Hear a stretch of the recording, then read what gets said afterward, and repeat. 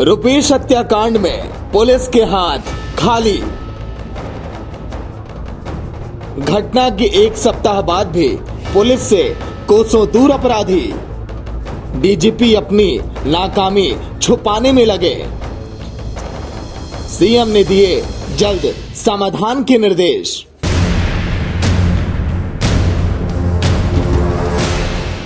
रुपेश हत्याकांड ने एक बार फिर प्रदेश की सरकार को, नीतीश कुमार को और नीतीश कुमार की पुलिस को कटघरे में खड़ा कर दिया। हत्या के एक सप्ताह बीत जाने के बाद भी पुलिस के हाथ पूरी तरह से खाली हैं। दावा डीजीपी साहब लाख कर रहे हैं कि जल्द ही हत्या का खुलासा करेंगे, लेकिन बयान के अलावा कुछ और भी नहीं दिख रहा। पुलिस का दावा है कि जांच तेजी से की जा रही है। हर एक पहलुओं पर पुलिस जांच कर रही है, लेकिन हाथ खाली हैं। अंधेरे में तीर चलाया जा रहा है।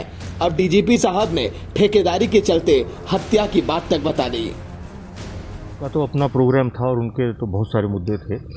पुलिस से जुड़ा हुआ जो था वो थोड़ा सा मुद्दा जो था वो जो पटना की जो ये घटना हुई उसका फीडबैक पूरा लिया गया था।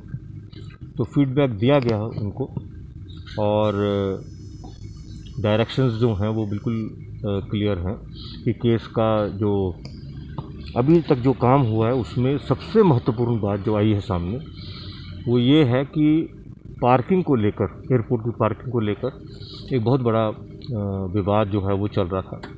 एक वो इशू है और इसी के साथ जो एक और इशू है कि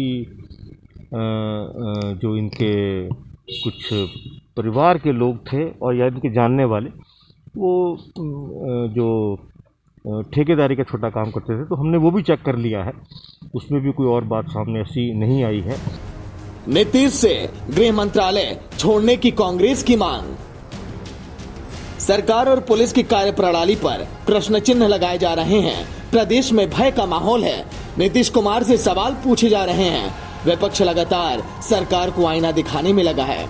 सियासत हावी है, पुलिस के हाथ खाली हैं। नीतीश कुमार गुस्से में हैं। विपक्ष में बैठी आरजेडी सरकार को अपराध के मोर्चे पर विफल बता रही है, तो कांग्रेस गृह मंत्रालय छोड़ने की मांग पर अड़ी है। नीतीश पत्रकारों पर गुस्से में है।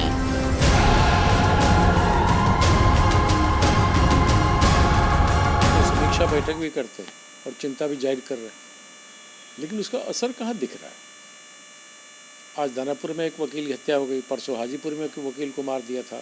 रुपेश की हत्या को हुए 7 दिन से ऊपर हो गए। दरभंगा में, मुजफ्फरपुर में और कई स्थानों पर महिलाओं के साथ दुराचार की घटनाएं बिल्कुल ही समाज को चिंतित करती है कि जो दुराचारी है वो कहीं आँख निकाल लेते हैं, कहीं जिंदा जला देते हैं। यह अपने आप में क्रूरता है। तो ऐसे अपराधों का होना अपने आप में साबित करता है कि अपराधियों के ऊपर पुलिस का कोई खौफ नहीं है। लाचार नीतीश की लाचार पुलिस। सुशासन बाबू की पत्रकारों पर गुस्से को भी विपक्ष भुनाने में लगी है। राजधानी में आरजेडी ने नीतीश के आग बबूला वाले फोटो को बड़े बड़े बैनरों में बदलकर सजा दिया। खैर, विपक्ष है, अपना विपक्ष धर्म निभाने में लगी है। तस्वीरें जितनी भी हों, बहाने जो भी हों, भले हत्या को ठेकेदारी का रंग दिया जाए, लेकिन डीजीपी साहब, सच्चाई बस यही है कि आपके हाथ खाली हैं। आप अपनी नाकामी को भले ही छुपाने की कोशिश कर लें, मगर प्रदेश हकीकत देख रहा है। मुजफ्फरपुर में एक और हत्या, राजधानी पटना में हत्या, पटना में एग्रीकल्चर अधिकारी का अपहरण और ना जाने कितनी वारदातें होती जा रही हैं, और आप कुछ भी नहीं कर पा रहे।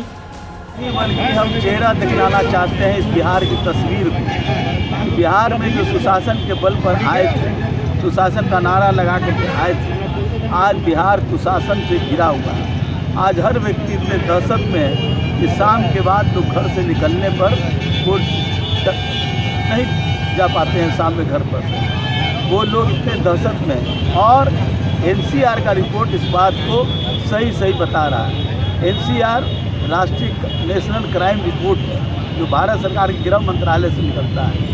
हत्या के मामले में बिहार जो है दूसरे स्थान पर है। अपहरण के मामले में बिहार जो है वो तीसरे स्थान पर है। रेप के मामले में बिहार जो है वो 5वें स्थान पर है। शेड्यूल कास्ट अत्याचार के मामले में बिहार तीसरे स्थान पर है। तो सभी मामलों में बिहार जो है अव्वल है। और टोटल संज्ञेय अपराध लेंगे तो बिहार नंबर 1 स्थान पर है। बिहार में डर का माहौल है। नीतीश कुमार खामोश हैं। प्रदेश में हत्या का सिलसिला रुक नहीं रहा। डीजीपी साहब लीपापोती करने में लगे हैं। प्रदेश क्राइम प्रदेश में बदल गया है और विपक्ष सियासत में लगी है। चारों तरफ हत्या, लूट, अपहरण, गोलीबारी जारी है। सुशासन बाबू से पूछिए तो गुस्सा हो जाते हैं। फोन पर डीजीपी को फटकार लगा देते हैं। अपराधी डर नहीं रहा। एसी कमरों में बैठकें होती हैं। अपराध रुक नहीं रहा। सब कुछ हवा हवाई और बेलगाम अपराध।